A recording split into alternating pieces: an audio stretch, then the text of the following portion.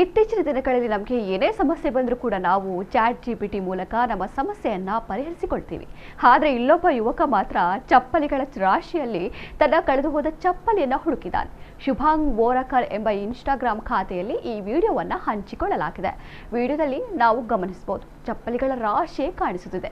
ಇದರಲ್ಲಿ ಚಪ್ಪಲಿ ಹುಡುಕುವುದು ಅಸಾಧ್ಯನೇ, ಯಾಕಂದ್ರೆ ಅಷ್ಟು ಚಪ್ಪಲಿಗಳಿವೆ. ಆದರೆ ಈ ಯುವಕನ ಚಾಣಾಕ್ಷತನ ಮಾತ್ರ ಎಲ್ಲರ ಅಚ್ಚರಿಗೆ ಕಾರಣವಾಗಿದೆ. ಈತ ತನ್ನ ಚಪ್ಪಲಿಯ ಫೋಟೋವನ್ನ ಚಾಟ್ ಜಿಪಿಟಿಗೆ ಹಾಕಿ ಹುಡುಕಿ ಕೊಡುವಂತೆ ಕೇಳಿದ್ದು ಚಾಟ್ ಜಿಪಿಟಿ ಚಪ್ಪಲಿಯನ್ನ ಪತ್ತೆ ಹಚ್ಚಿದೆ.